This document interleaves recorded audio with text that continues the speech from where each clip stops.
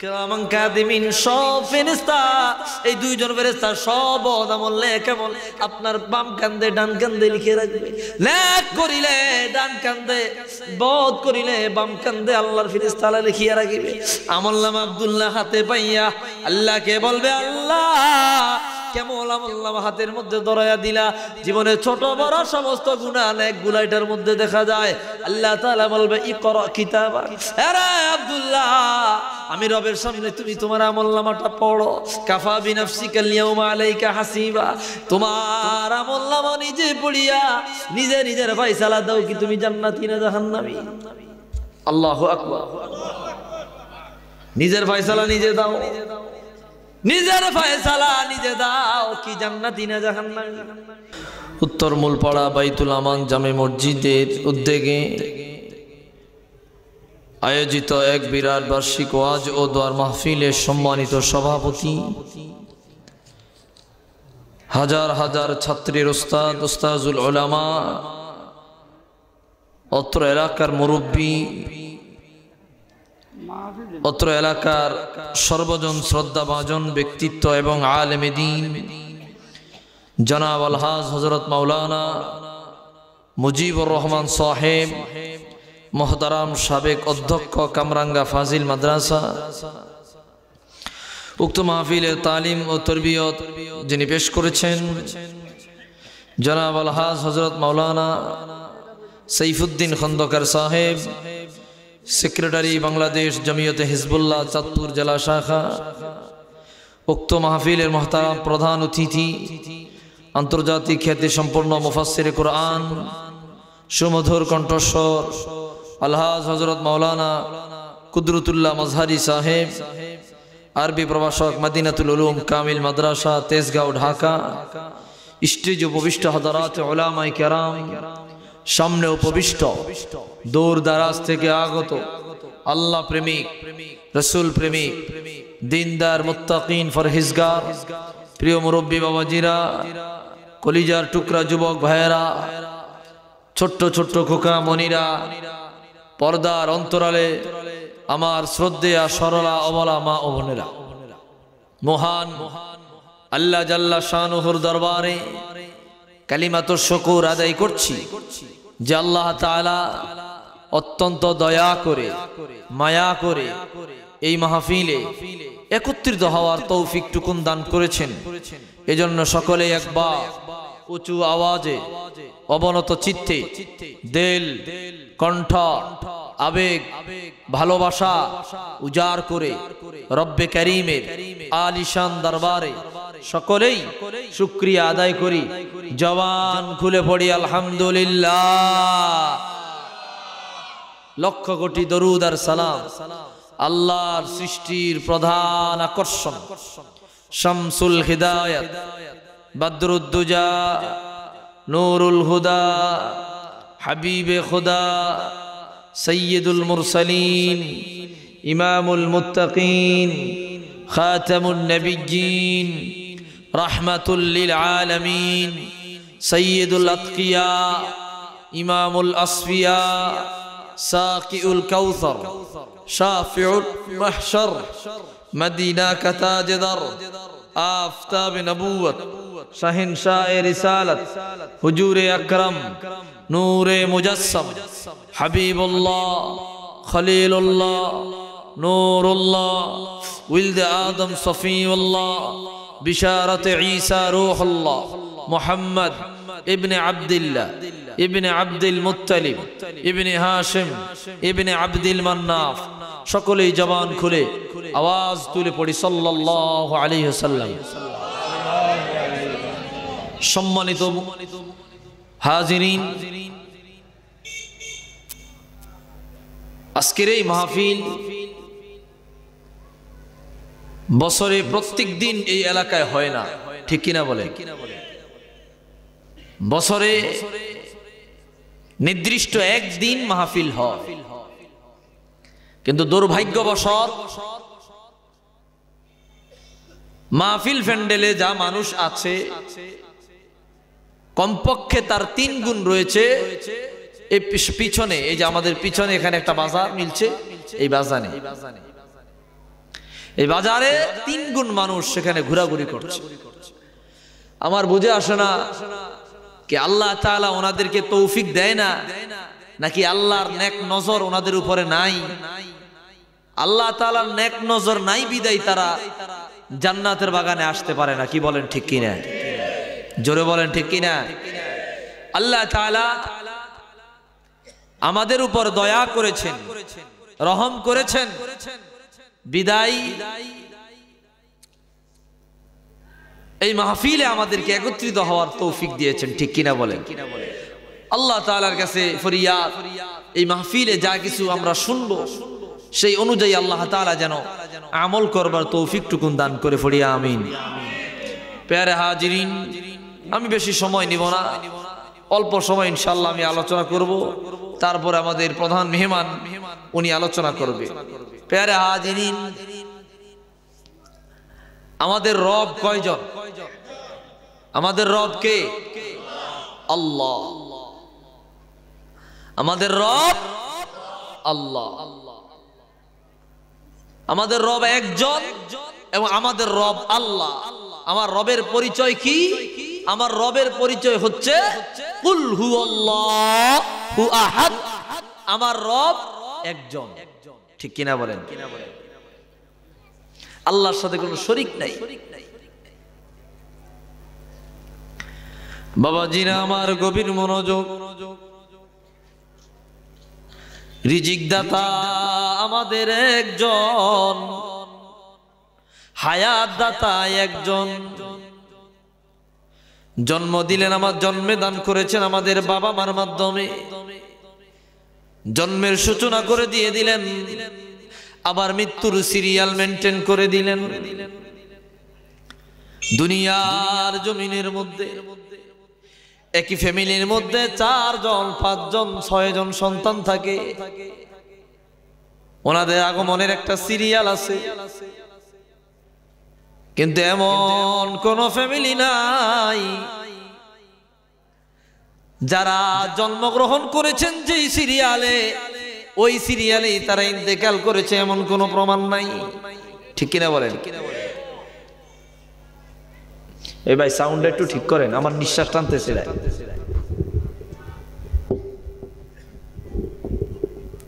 কথা কি বুঝেন আপনারা? মানুষ দুনিয়ায় আসে, বড় ভাই আগে, তারপরে মেজো ভাই, তারপরে ছোট ভাই। ঠিক কিনা বলেন? কিন্তু এমন বহু প্রমাণ পাওয়া যায় বড় ভাইয়ের আগে ছোট ভাই দুনিয়া ছাড়িয়ে চলে গেল। আমার আপন বোন জামাই, ওনার সবার ছোট ভাই, ওনারা 7 ভাই, সবার ছোট ভাই কিছুদিন আগে ইন্তেকাল করেছে।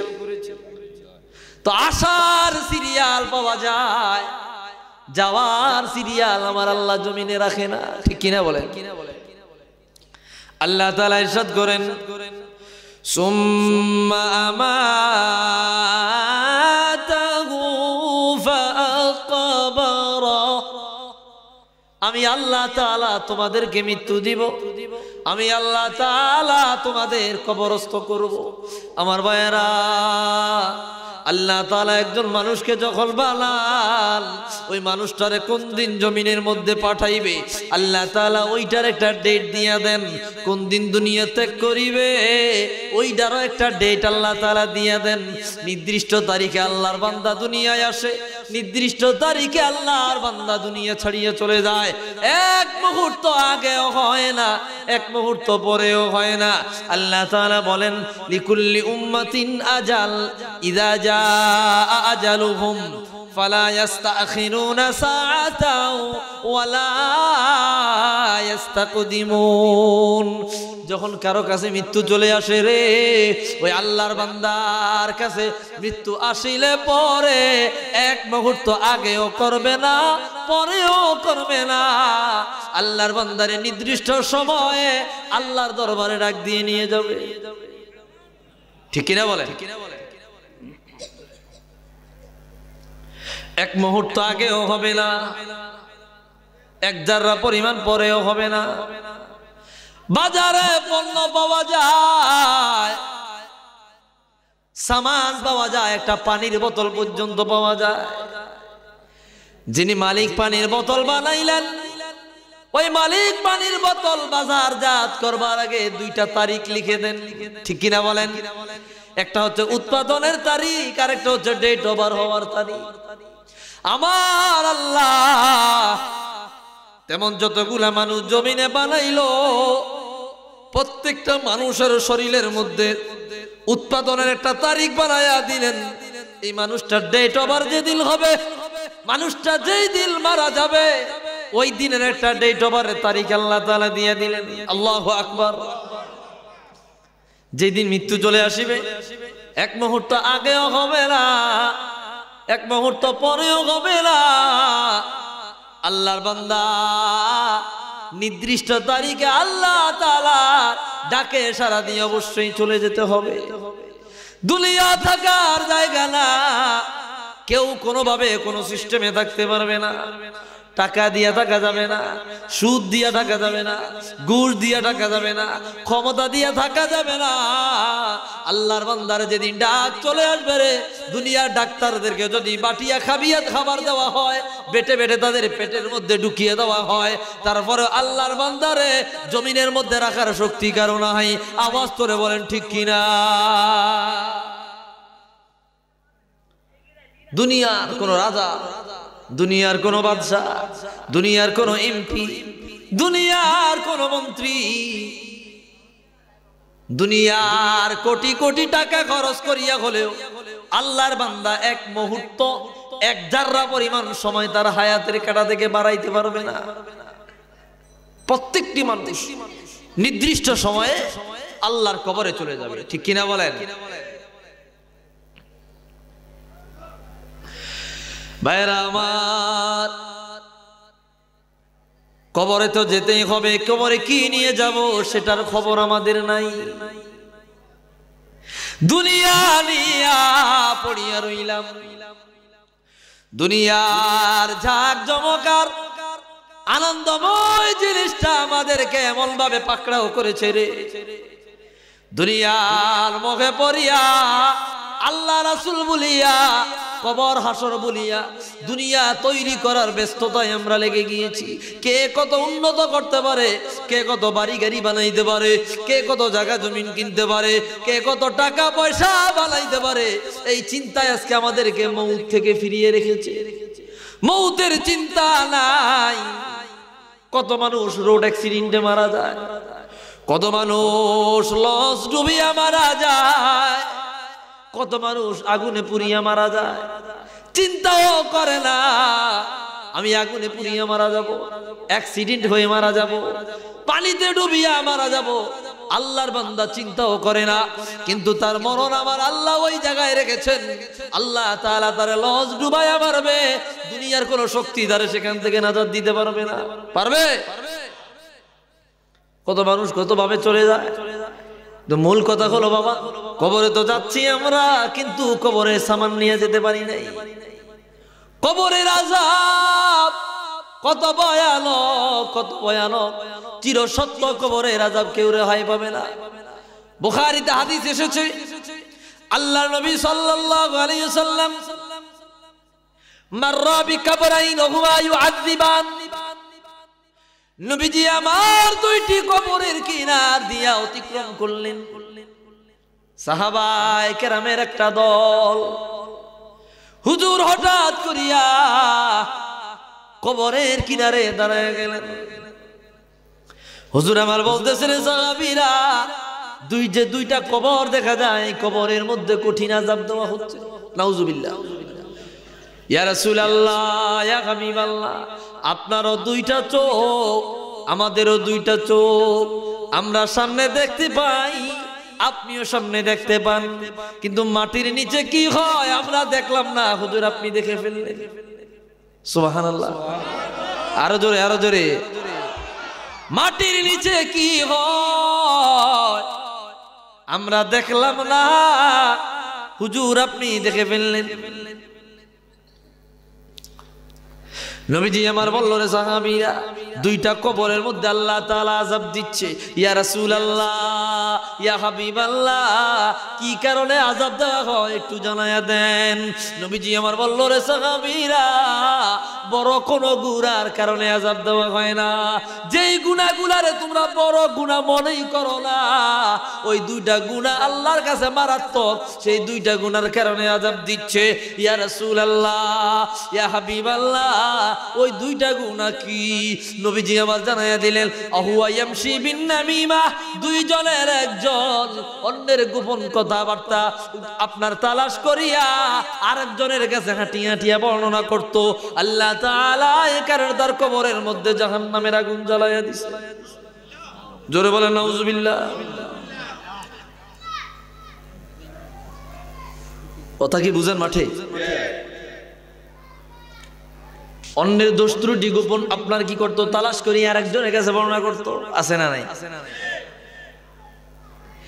দোকানদারে বসলে পরে দেখা যায় কোন লোক কি করেছে, কার বউ কি করেছে, কার বাবা কি করেছে, কার মা কি করেছে। চায়ের দোকানে বসিয়া একজন মানুষের নামে যত ধরনের অপবাদ দেওয়া যায়, যত ধরনের গীবত করা যায়, চায়ের দোকানে বসিয়া গীবতের আড্ডা মিলিয়া যায়। ঠিক কিনা বলেন? শুধুমাত্র অন্যের দোষ ত্রুটি, অন্যের দোষ ত্রুটি, অন্যের দোষ ত্রুটি, সমালোচনা সমালোচনা, এই তালাশ কইরা কইরা প্রচার করবে। আছে না নাই? তো একজনকে আযাব দেওয়া হচ্ছে হুয়ায়ামশি বিন নামিমা। আল্লাহর বান্দা দুনিয়ায় তাকিয়া অন্যের দোষ ত্রুটি প্রচার করত, গীবত করত, অপবাদ দিত, মিথ্যা অপবাদ দিত, ধারণা করে কথা বলে দিত। একজন মানুষ এই অপরাধ করে নাই, ধারণা করে তার নামে অপরাধ চালায়া দিত। আছে না নাই? ইমাম মালিক রাহমাতুল্লাহ আলাইহির জামানায় একজন মেয়ে, মধ্যবয়স্ক একজন মেয়ে মারা যায়। ওই কালীন ওই যুগের মানুষেরা মেয়ে মারা গেলে, মহিলা মারা গেলে মহিলাদেরকে দিয়েই তো গোসল দেওয়ায়। ঠিক কিনা বলেন? যে মহিলা গোসল দিত ওই মহিলাকে ডেকে আনা হলো, নির্দিষ্ট জায়গায় নিয়া মেয়েটাকে গোসল দিবে। মেয়েটা ছিল মধ্যবয়স্ক এবং অত্যন্ত সুন্দরী, যে মারা গিয়েছে। নির্দিষ্ট জায়গায় নিয়া গোসল দেওয়ার সময় শরীরের উপর থেকে কাপড় খুলিয়া যখন পানি ঢালবে, ওই ধনেওয়ালা মহিলা ওই মৃত মহিলার গায়ে হাত দিয়ে বলে, কামসানা হাযাল জাসাদ, এত সুন্দর শরীর না জানি কত জিনা ব্যভিচার করেছে। নাউজুবিল্লাহ। তার সৌন্দর্য দেখিয়া ধারণা করিয়া একটা কথা বলে দিল। জীবনে দেখেও নাই, জানেও নাই, তার সৌন্দর্য দেখিয়া মনে মনে ভেবেছে এত সুন্দর মহিলা জিনা ব্যভিচার করা বুঝিয়াছিনি। নাউজুবিল্লাহ বলেন। মহিলার গায়ে হাত দিয়া এ কথা বলার সাথে সাথে ওই যে মহিলা ধোঁয়ায় তার হাতটা মৃত মইয়েতের শরীরের সাথে লাগায়া যায়, আটকায়া যায়, আর খুলতে পারে না। মারাত্মক অবস্থা না? এখন হট্টগোল লেগে গেল, কি ব্যাপার? একদল বলতেছে মহিলার হাত কেটে ফেলো, আরেক দল বলে না না, মাইয়েতের শরীরের গোস্তের টুকরা কেটে হাত বের করে আনো। দুই দলের মধ্যে দ্বন্দ্ব হইয়া তারা চলে গেল ইমাম মালিক রাহমাতুল্লাহ আলাইহির দরবারে। হুজুর, আমাদের এলাকায় এই ঘটনা ঘটেছে, এখন আমরা কি করব? ইমাম মালিক বলল, মৃত মাইয়েতকে যে মহিলা ধোয়ায়, ধৌত করায়, গোসল করায়, ওই মহিলা তো আন্দাজে ধারণা করিয়া একটা অপবাদ চালায় দিল। বলে হা, এটা তো মিথ্যা অপবাদ না জানিয়া কথা বলেছে। বলে হা, বলে আল্লাহর কোরআনে কারীমের মধ্যে যে মিথ্যা অপবাদ দেয় তার ব্যাপারে কি কথা রয়েছে? সকলে বলল, হুজুর গো, আল্লাহর কোরআনে বলা হয়েছে কেউ যদি কাউকে মিথ্যা অপবাদ দেয় তারে যেন 80টা বেতের আঘাত দেওয়া হয়। ইমাম মালিক রাহমাতুল্লাহ আলাইহি বলল, যা এই অবস্থায় গিয়া গোসল দেওয়ালা মহিলাকে গিয়ে 80টা বেতের আঘাত দাও। মানুষ আসলো, আসিয়া মৃত মাইয়েত শরীর থেকে তো ছুটতেছে না, এই গোসল দেওয়ালা মহিলার শরীরে 80টা বেতের আঘাত দিছে, পরে তার মাইয়েতের শরীর থেকে তার হাত ছুটে যায়। সুবহানাল্লাহ। তাহলে এই মিথ্যা অপবাদ, ধারণা করে কথা বলা, অন্যের সমালোচনা করা সমাজে আছে না নাই? আরো জোরে বলেন, আছে না নাই?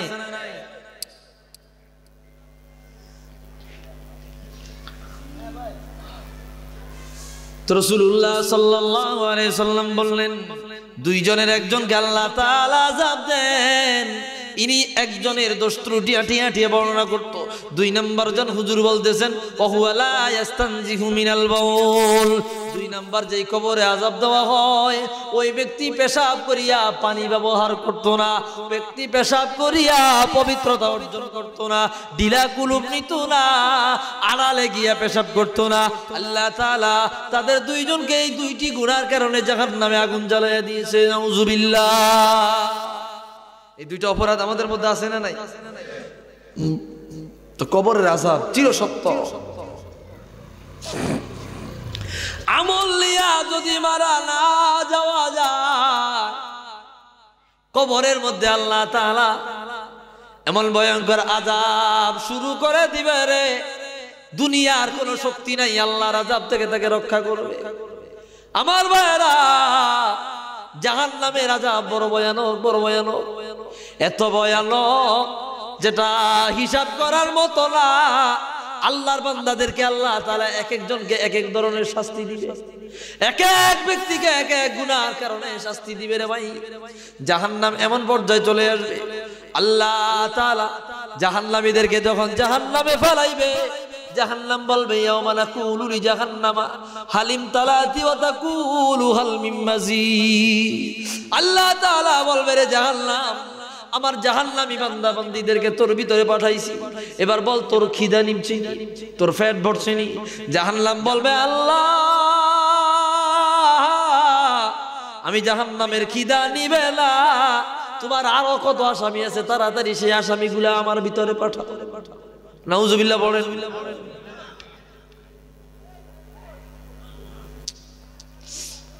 তোমার আর কি আসামিগুলো আছে সে আসামিগুলো আমার ভিতরে কি পাঠাও, আমার খিদা নিবে না। জাহান্নাম আল্লাহর দরবারে খালি এইভাবে আবদার করতে থাকবে।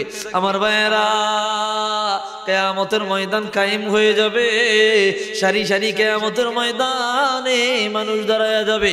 আমার ভাইয়েরা, 120টা কাতার আল্লাহ তাআলা কিয়ামতের ময়দানে বানাইবে, 120 কাতার মানুষ হবে। আল্লাহ তাআলা আদম নবী থেকে কিয়ামতের আগ পর্যন্ত যত মানুষ বানাইবেন প্রত্যেকটা মানুষ 120 কাতারে দাঁড়ায়া যাবে। 120 কাতারের মানুষের মধ্যে 80টা কাতারেই হবে আমার রাসূল সাল্লাল্লাহু আলাইহি ওয়াসাল্লামের উম্মত। কত কাতার হবে?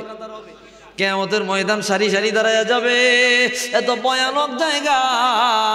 গভীর মনোযোগ দেন, আল্লাহ তাআলা হিসাব নেওয়ার জন্য প্রস্তুতি গ্রহণ করিবে। আমার ভাইয়েরা, আল্লাহ তাআলা ডাক দিবে আইনা আব্দুল্লাহ ইবনে আব্দুল আসওয়াদ, কোথায় আব্দুল্লাহ ইবনে আব্দুল আসওয়াদ? কিয়ামতের ময়দানে যত আব্দুল্লাহ থাকবে রে, সমস্ত আব্দুল্লাহ আল্লাহর ডাক শুনিয়া লাব্বাইক বলে উঠবে। হায় হায় হায়, বলে হয় আল্লাহ তাআলা আমি আব্দুল্লাহরে ডেকেছে হিসাব দেওয়ার জন্য। এবার কঠিন পরিস্থিতি তৈরি হয়ে যাবে যখন আসল আব্দুল্লাহকে আল্লাহ ডাক দিবে। আল্লাহর ফেরেশতারা আসিয়া আব্দুল্লাহকে আল্লাহর দরবারে নিয়ে যাবে। কিয়ামতের ময়দানে আব্দুল্লাহকে আল্লাহ তাআলা ডাক দেওয়ার সাথে সাথে শরীরের মধ্যে যতগুলা জোড়া আছে রে, যতগুলো কল কবজা আছে, আল্লাহ তাআলার ভয়ে শরীরের প্রত্যেকটা জোড়া ঠাস ঠাস করে খুলে যাবে।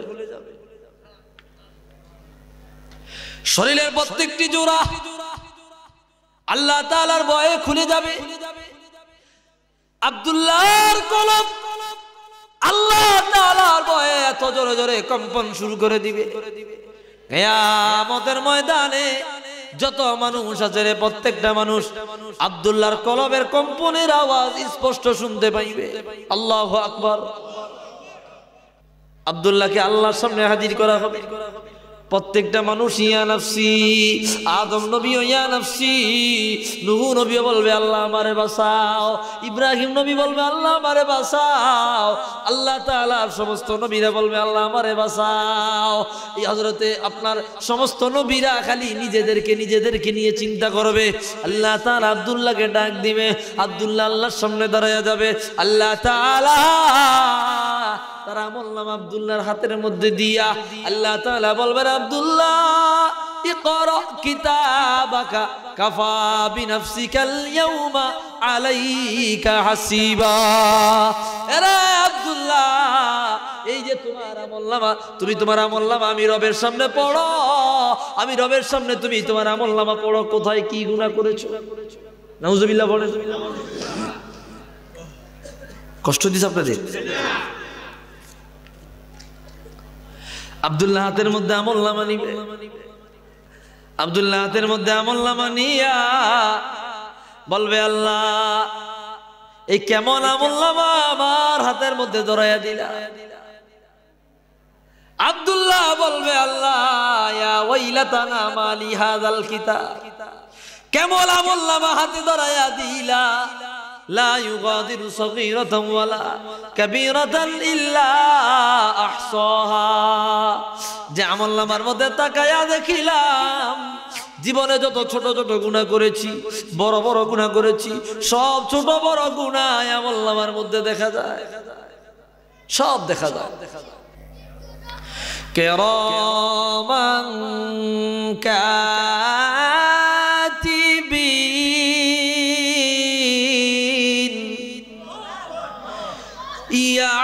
ইয়ালামুনা মা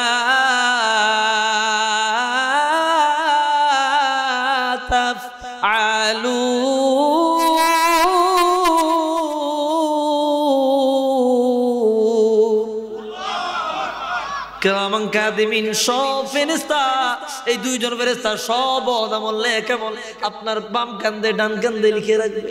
নেক করিলে ডান কান্দে, বদ করিলে বাম কান্দে আল্লাহর ফেরেশতারা লিখিয়া রাখিবে। আমলনামা আব্দুল্লাহ হাতে পাইয়া আল্লাহকে বলবে আল্লাহ কেমন আমলনামা হাতের মধ্যে ধরাইয়া দিলা, জীবনে ছোট বড় সমস্ত গুনাহ নেক গুনাহ এটার মধ্যে দেখা যায়।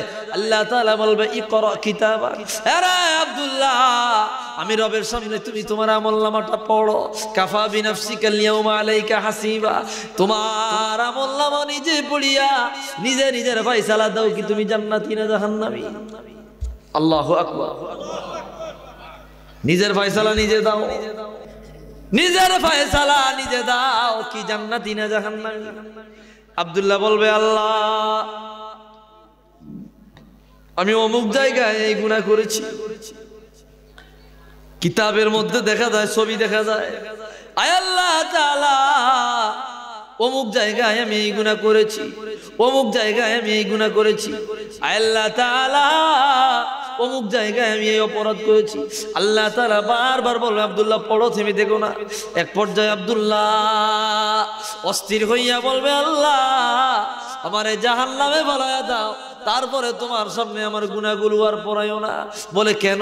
বলে আয় আল্লাহ তাআলা আমার মনে হয় তোমার সামনে আমার নিজের অপরাধগুলো খুলিয়া প্রকাশ করা জাহান্নামের আযাবের চাইতে বেশি ভয়ঙ্কর। আরে বাবা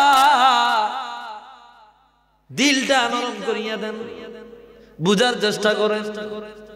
ভালো না, নিঃশ্বাসটা দিলটা নরম করে দেন, বুঝার চেষ্টা করেন। আল্লাহ তাআলার দরবারে আব্দুল্লাহ বলবে আল্লাহ জাহান্নামে ফলায়া দাও, তারপরে আমার গুনাহগুলো আমার মুখে আর পড়াইও না। আব্দুল্লাহ শরীর থেকে এত পরিমাণে ঘাম বের হইতে লাগবে, আরবের 200টা উট যদি আব্দুল্লাহর ঘাম পান করতে থাকে তারপরে তাম ঘাম বের হওয়া বন্ধ হবে না, এত পেরেশানি হয়ে যাবে। এইভাবে একজন করে আল্লাহ তাআলা হিসাব নিকাশ করতে থাকবে। আমার ভাইয়েরা, হুজুর আকরাম সাল্লাল্লাহু আলাইহি ওয়াসাল্লাম এই দিক দিয়া মিজানের পাল্লায় দৌড়াইবে, এই দিক দিয়া ফুলসিরাতের কিনারায় দৌড়াইবে। হুজুরকে বলা হলো ইয়া রাসূলুল্লাহ, ইয়া হাবিবাল্লাহ, কিয়ামতের ময়দানে আপনাকে যদি কোথাও আমরা না পাই কোথায় পাবো? হুজুর আমার বলে দিলেন সাহাবীরা 3 জায়গায় তোমরা আমারে অবশ্যই পাইবা। হুজুর কোথায় আপনাকে পাওয়া যাবে? 1 নম্বরে হুজুর বলে আমারে যদি কোথায় পাওয়া না যায় তোমরা আমাকে ফুলসিরাতের কিনারায় পাইবা। জোরে বলেন, কষ্ট হচ্ছে আপনাদের? কোথাও যদি আমাকে পাওয়া না যায় আমাকে ফুলসিরাতের কিনারায় পাওয়া যাইবা। বলে হুজুর সেখানে কি করবেন? বলে আমার উম্মত ফুলসিরাত পার হইতে গিয়া ফুলসিরাত কাটিয়া যদি জাহান্নামে পড়ে যায়, আমি রাসূল তাদেরকে টান দিয়া উঠায়া আল্লাহর জান্নাতে প্রবেশ করাইয়া দিব। হুজুর গো, আপনাকে যদি আমি ফুলসিরাতে না পাই আপনাকে কোথায় পাবো? হুজুর আমার বলল রে সাহাবীরা, ফুলসিরাতে আমাকে পাওয়া না গেলে তোমরা আমাকে মিজানের পাল্লায় পাইবা।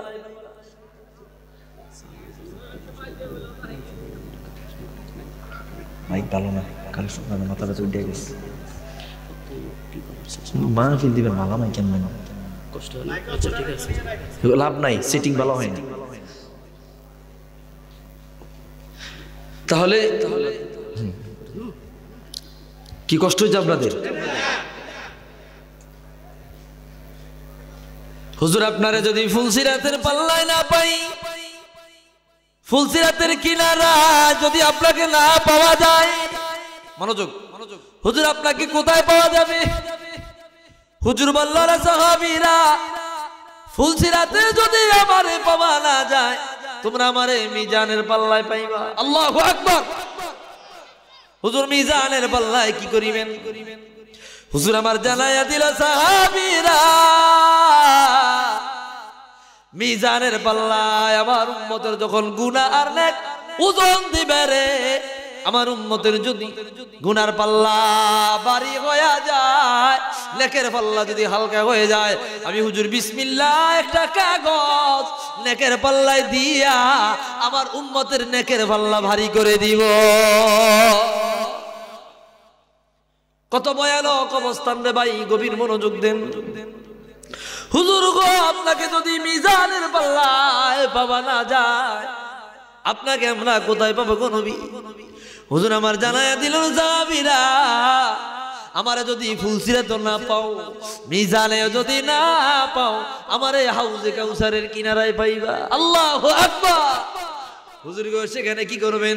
বলে আমার উম্মত রোদ্রের তাপ সহ্য করতে না পারিয়া পিপাসায় কাতর হয়ে যাবে, আমি হুজুর হাউজে কাউসারের পানি একবার তাদেরকে পান করায়া দিলে 40,000 বছর কিয়ামতের ময়দানে দাঁড়ায়া থাকবে, জান্নাতে ঢোকার আগ পর্যন্ত পিপাসা লাগবে না।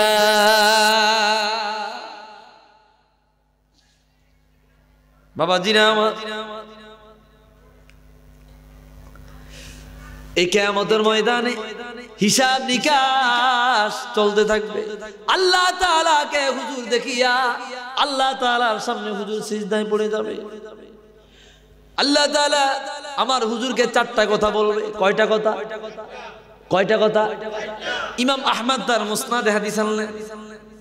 1 নাম্বার হুজুর বলবেন, আল্লাহ তাআলা বলবেন, ইয়া রাসূলুল্লাহ, ইয়া হাবিবাল্লাহ, ইরফা রাসাক, আপনি আপনার মাথা মুবারকটা তুলেন। প্রথম বলবে কি? আপনি আপনার মাথা তোলেন। হুজুর গো, দুনিয়ার জমিনে কষ্ট কম করেন না। খানায় কাবায় যখন সিজদা দিলেন, মক্কার কাফেরেরা আপনার গর্দানের উপরে উটের নারী বুড়ি চাপাইয়া দিয়েছে। হুজুর গো, কষ্ট কম করেন না। আপনি যখন সিজদায় গেলেন, মক্কার কাফেরেরা গামছা লাগায় আপনার টানিছে। ইয়া রাসূলুল্লাহ, আপন মাতৃভূমি ত্যাগ করিয়া বনবাস আপনি হিজরত করিয়া মদিনায় চলে গেলেন। হুজুর গো, তায়েফের অধিবাসীরা পাথর মেলায়া শরীর রক্তাক্ত করে ফেলেছে।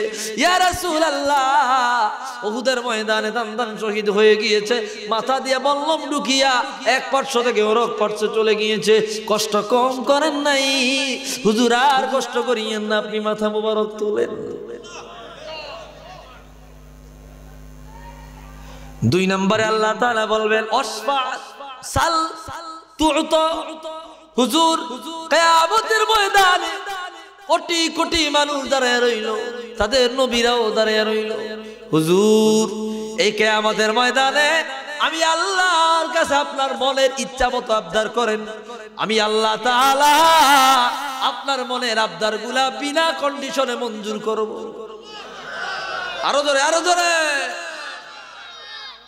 3 নম্বরে বলবেন, ইয়া রাসূলুল্লাহ, ইয়া হাবিবাল্লাহ, ওয়াশফাআতু শাফা, কত বড় গুনাহগার আপনার উম্মত, কত গুনাহ করেছে আমার কাছে নিয়ে আসেন, শুধুমাত্র আমি রবের দরবারে আনিয়া একবার শাফাআত করবেন, আমি আল্লাহ তাআলা অগ্রিম আপনার শাফাআত মঞ্জুর করিয়া গুনাহগার উম্মতকেও জান্নাতি বানায়া দিব। 4 নম্বরে বলবে ইয়া রাসূলুল্লাহ, ইয়া হাবিবাল্লাহ, মান কানা ফি কলবিহি মিসকালা হাব্বা মিসকালা শারিম মিনাল ঈমান। কিয়ামতের ময়দানটা বিচরণ করিয়া দেখেন না, আপনার কোন উম্মতের অন্তরের মধ্যে যদি জবের দানা পরিমাণ ঈমান পাওয়া যায়। কিসের দানা? জব চিনেন? ওই যে রুটি খায় গমের মতো, তাই না? জবের দানা, একটা দানা কদ্দুরি হইব, ছোট না? জবের দানা পরিমাণ ঈমান যদি পাওয়া যায়, ওই উম্মতটার আমি রবের দরবারে আনেন না, আমি আল্লাহরে একবার দেখায়া তারেও জান্নাতের ফয়সালা করে দেয়।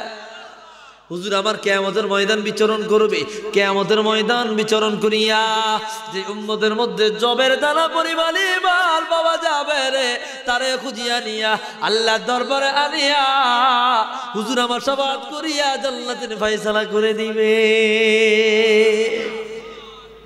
কিয়ামতের ময়দান এত বিভীষিকাময় জায়গায় সহায় কেউ থাকবে না, সহায় হবে আমার হুজুর।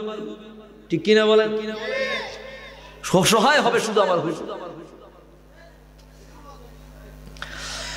আবার আল্লাহ তাআলার সাথে হুজুরের সাক্ষাৎ হয়ে যাবে। আল্লাহ তাআলাকে দেখিয়া হুজুর আবার সিজদায় পড়ে যাবে। আল্লাহ বলবে হুজুর মাথা তোলেন। 2 নম্বরে বলবে হুজুর আমার কাছে চান। 3 নম্বর বলবে হুজুর আপনি শাফাআত করেন। তিনোটা আমি আল্লাহ আপনার মঞ্জুর করার জন্য বসে আছি। আল্লাহ তাআলা বলবে ইয়া রাসূলুল্লাহ, ইয়া হাবিবাল্লাহ, কিয়ামতের ময়দানটা বিচরণ দেন। মান কানা ফি কলবিহি মিসকালা নিসফু শারিম মিনাল ঈমান। কিয়ামতের ময়দানের মধ্যে আপনার কোন উম্মতের অন্তরের মধ্যে যদি একটা জবের দানার অর্ধেক পরিমাণ ঈমান পাওয়া যায়, ওই অর্ধেক পরিমাণ ঈমানওয়ালা উম্মতটাকেও আমি রবের দরবারে নিয়ে আসেন, আমি আল্লাহ তাআলার কাছে শাফাআত করিয়া ওই উম্মতটাকে জান্নাতের ফয়সালা করে দেয়। বুঝেন নাই কথা? আগের বার ছিল জবের একটা, পরের বার ছিল অর্ধেক। সুবহানাল্লাহ। 3 নম্বরে আবার আল্লাহ তাআলাকে দেখিয়া এখনো পর্যন্ত মানুষগুলো আসলো না। এত ছোট একটা মাঠ, আপনাদের এলাকায় এত মানুষ, এই মানুষগুলো নিজের বিবেককে কি প্রশ্ন করে, নিজের বিবেককে কি বলে যে আল্লাহ আমাকে এত পছন্দ করে যে একটা মাহফিল আল্লাহ আমারে ঢুকায় না। আপনাদের এই মানুষগুলা যারা আসে নাই তাদের বিবেককে কি প্রশ্ন করে তারা? এটা ভাবা দরকার যে আল্লাহ তাদেরকে এত অপছন্দ করে যে একটা জান্নাতের বাগানে পর্যন্ত তাদেরকে ঢুকতে দেয় না। ঠিক কিনা বলেন? নাউজুবিল্লাহ। আল্লাহ সেখানেই রাখবে, আর আল্লাহ যাদের কবুল করে তাদেরকেই আল্লাহ তারা জান্নাতের বাগানে আনেন। ঠিক কিনা বলে? সবার নসিবে হয় না। তোমারে আল্লাহ ভালোবাসে না, তোমার রাসূলও ভালোবাসে না, এ কারণে এই গেট দিয়ে জান্নাতের বাগানে ঢুকায়। আমার একটা ঘটনা মনে পড়ে গেছে। একবার কোন এক মালিকের অধীনে এক চাকর কাজ করত, বাজার করতে গেছে মালিক সহ। আসরের নামাজের সময় হয়ে গিয়েছে। চাকর বলল, মালিক আমি একটু আসরের নামাজ পড়ে আসি। বলে তাড়াতাড়ি যা, তাড়াতাড়ি আসিস। ছেলেটা ভিতরে গিয়ে নামাজ পড়লো। নামাজ পড়িয়া পড়তেছে সুবহানাল্লাহ, সুবহানাল্লাহ, সুবহানাল্লাহ। এখন দেরি হয়ে গেছে, মালিক জানালা দিয়ে তাকায় রাখতেছে, সে মানে কর গণতেছে। মালিক বলতেছে কি কিরে, বাজার করতে আয়া বাজার চুরি কইরা কয় টাকা মারছো, কয় টাকা ইয়া করছো, সেটারই তুমি হিসাব করতেছো? নাউজুবিল্লাহ বলে। চাকর ভিতর থেকে বলল, আমি তো সেটা করি না, আমি তোমাকে একটা কথাই বলি, আমি এমন এক মালিকের হিসাব করতেছি যে মালিক আমার তার ঘরে ঢুকাইছে, আর তোমার মতো মালিকরা আল্লাহ তার বাহিরে রাখছে। জবাব আছে?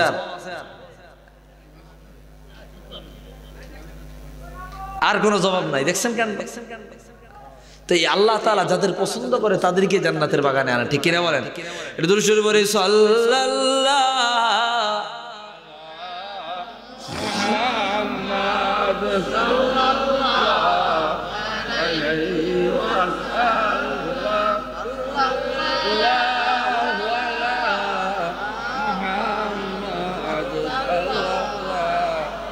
নাইম ভাই বলেন। বাবা জিরা আমার বেশি সময় নিব না, অল্প সময় ছেড়ে দিচ্ছি। 3 নম্বরে আল্লাহ তাআলা বলবে ইয়া রাসূলুল্লাহ ইয়া হাবিবাল্লাহ, আপনি আমি রবের কাছে চান আমি আল্লাহ দিব, আপনি আমি রবের কাছে মঞ্জুর করেন না আমি আল্লাহ তাআলা মঞ্জুর করব, আপনি আমি রবের কাছে শাফাআত করেন না আমি আল্লাহ শাফাআত কবুল করব। 4 নম্বরে মান কানা ফি কলবিহি মিসকালা হাব্বাতিন খারদালিম মিনাল ঈমান। হুজুর কিয়ামতের ময়দান বিচরণ করিয়া দেখেন কার অন্তরের মধ্যে সরিষার দানা পরিমাণ ঈমান পাওয়া যায়, সরিষার দানা পরিমাণ ঈমান যদি পাওয়া যায় ওই ব্যক্তিকে আমি আল্লাহর দরবারে শাফাআত করিয়া জান্নাতের ফয়সালা করে দেন। জোরে বলেন সুবহানাল্লাহ।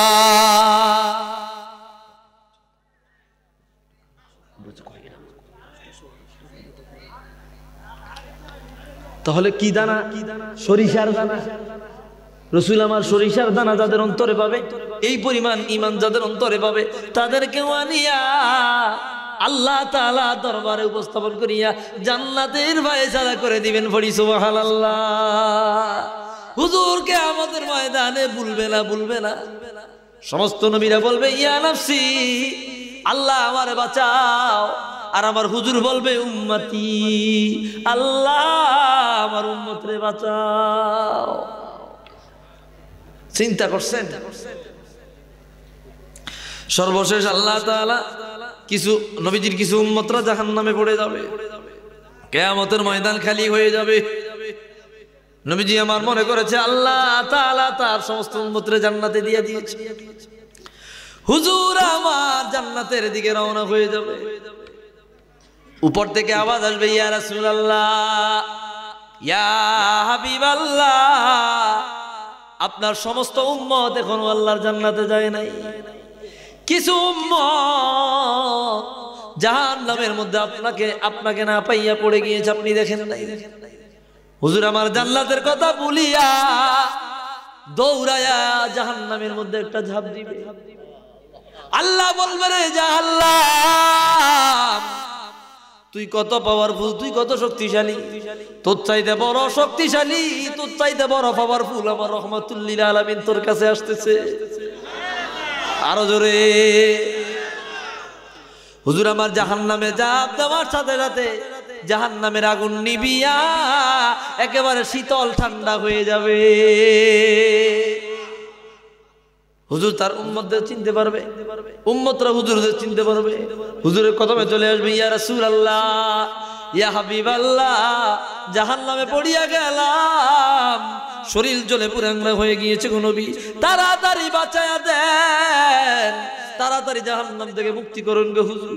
কিয়ামতের ময়দানে আপুল্লাই, কিয়ামতের ময়দানে কেউ আপন হবে না, সবাই ভুলে যাবে রে ভাই। মা সন্তানকে ভুলে যাবে, বাবা সন্তানকে ভুলে যাবে, ভাই বোনকে ভুলে যাবে, বোন ভাইকে ভুলে যাবে, স্বামী স্ত্রীকে ভুলে যাবে, স্ত্রী স্বামীকে ভুলে যাবে।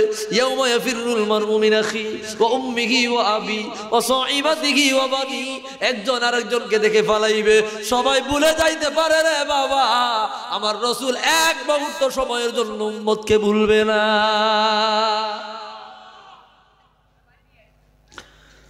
হুজুর আমার উম্মতদেরকে উঠাইবে, হুজুর বলবে চলো জান্নাতে যাই।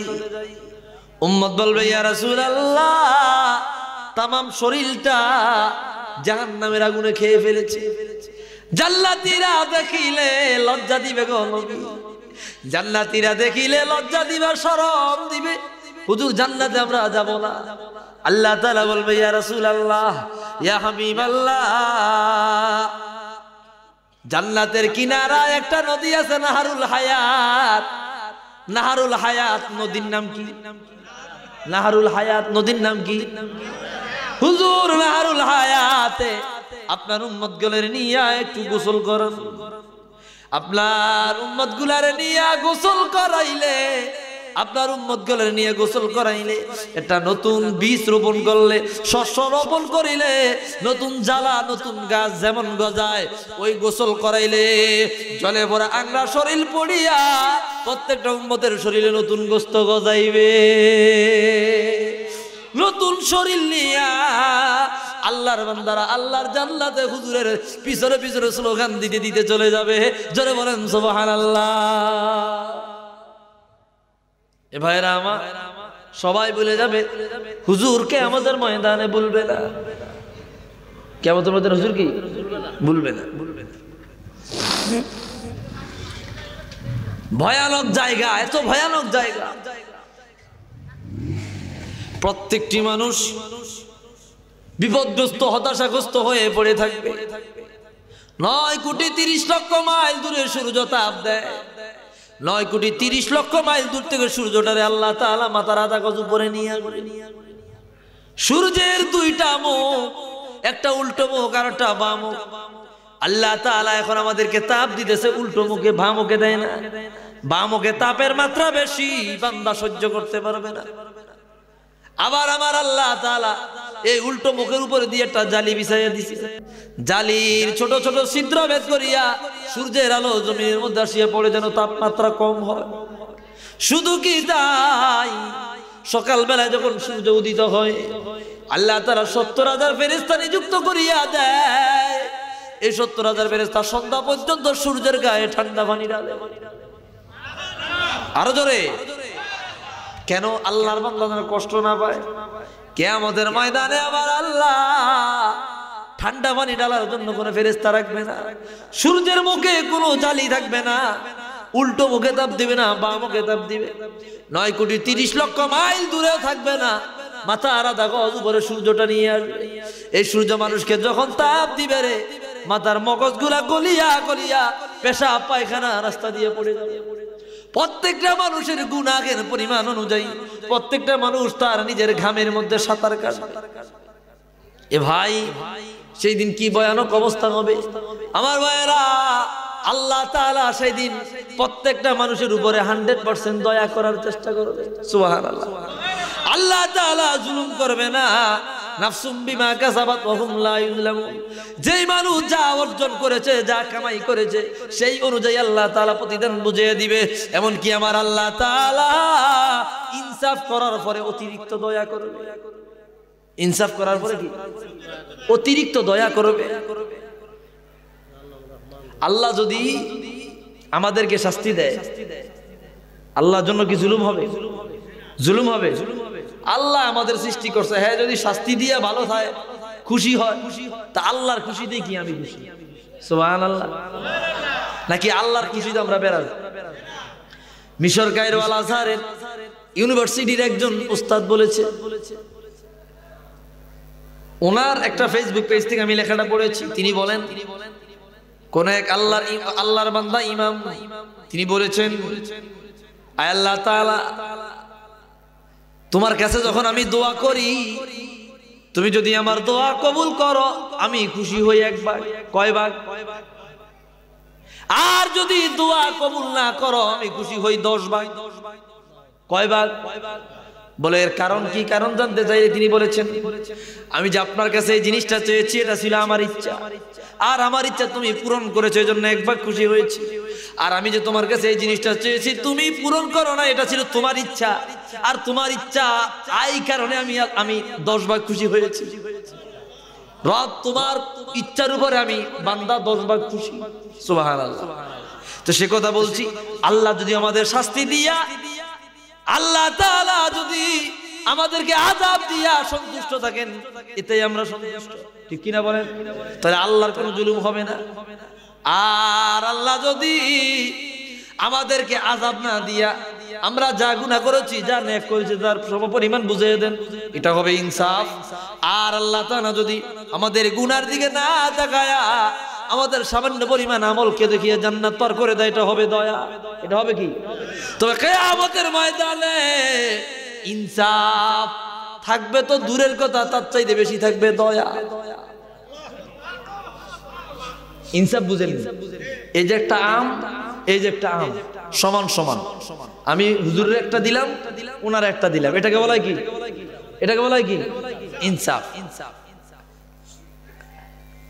দুইটা আম, হুজুরের একটা দিলাম, ওনার একটা দিলাম, এটাকে বলা হয় কি? ইনসাফ, সমান সমান।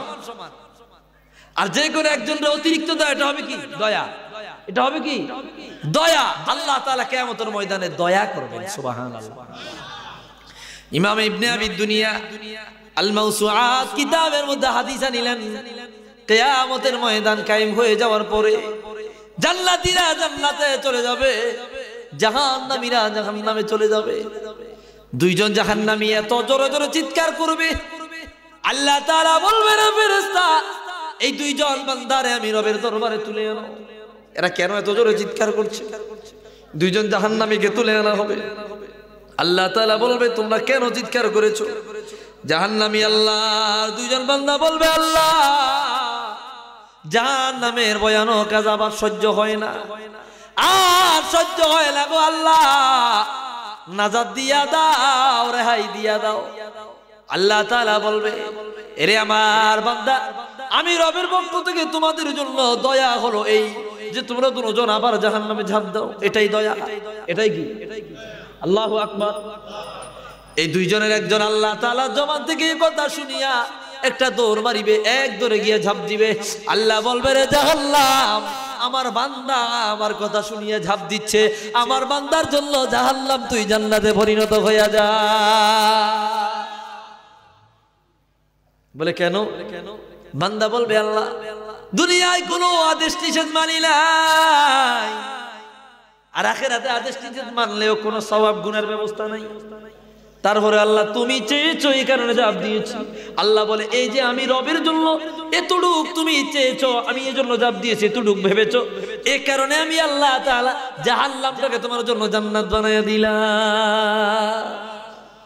আরেকজন বম্বল বরিয়া খাড়ায় থাকে, আরেকজন বম্বল ধরে কি বলে, তুমি ঝাঁপ দাও না কেন? আল্লাহর বান্দা বলবে, আল্লাহ আমি জাহান্নামে ঝাঁপ দেই নাই, মনে মনে ভেবেছি তুমি জাহান্নাম থেকে উঠাইলা বুঝিয়া জাহান্নামে ফালাইবা না। আল্লাহ কয় তাই? বলে হ্যাঁ। আল্লাহ কয়, তোমার আমি আল্লাহ জান্নাত দিয়ে দিলাম। বলে আল্লাহ কেন? বলে এই যে আমি রবের ব্যাপারে একটা পজিটিভ ধারণা করছো, যে আমি জাহান্নাম থেকে উঠাইছি আর ফালামু না, আমি আল্লাহ তাআলার ব্যাপারে এতটুকু ভালো ধারণা রাখার কারণে আমি রব তোমারেও জান্নাতের মেহমান বানায়া দিলাম। তো এটা কি ইনসাফ হইল না দয়া হইল? আরো জোরে, এটা ইনসাফ না দয়া? তো দয়া ছাড়া বাঁচা সম্ভব? ইনসাফ করলে তো একজনও জান্নাতে যাইতে না, একজনও জান্নাতে যাবে না। ইনসাফ করলে আল্লাহর বান্দা বান্দি একজনও জান্নাতে যাবে না, ঠিক কিনা বলেন? ইনসাফ করলে তো দেখবেন কদমে কদমে গুনাহ, ঠিক কিনা বলেন? আল্লাহ করবে কি? দয়া। আমার কথা কি বুঝে আসছে আপনাদের?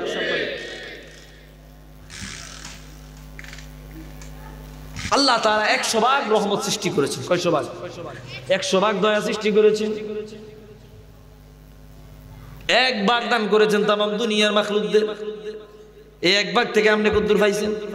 আপনার স্ত্রী কদ্দুর পাইছে? আপনার মায় কদ্দুর পাইছে? আরেকজনের মায় কদ্দুর পাইছে? পশু পাখিরা কতটুক পাইছে? জীব জানোয়াররা কতটুক পাইছে? আল্লাহ তাআলা কয়, ইন্না লিমিয়াতু রহমা, 100 ভাগ রহমত বানাইলাম, 99 ইনদি, 99 ভাগ রহমত আমি আল্লাহ আমার কিনারায় রেখে দিয়েছি। জিজ্ঞাসা করা হলো, রে মাওলা 99 ভাগ দয়া কেন রাখিলা? আল্লাহ তাআলা বলে, এই 99 ভাগ দয়ার মালিক আমি আল্লাহ কিয়ামতের ময়দানে দাঁড়াবো।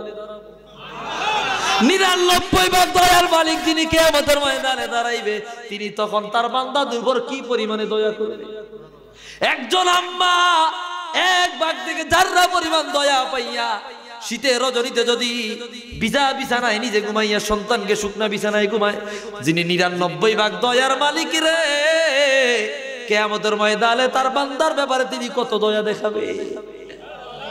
এর ভাই আল্লাহকে ভুলিয়া যায়, আল্লাহকে ভুলা যাবে না, রবকে ভুইলেন না। 24 ঘন্টার মধ্যে 23 ঘন্টা যদি দুনিয়ার কাজে ব্যয় করা যায়, 1 ঘন্টা কি আল্লাহকে ব্যয় করা যায় না? 1 ঘন্টা আল্লাহকে দেওয়া যায় না? একটা ঘন্টা আল্লাহকে দেন। আল্লাহ কয় বান্দা তোর 23 ঘন্টার গুনাহ আমি আল্লাহ মাফ করে দেব।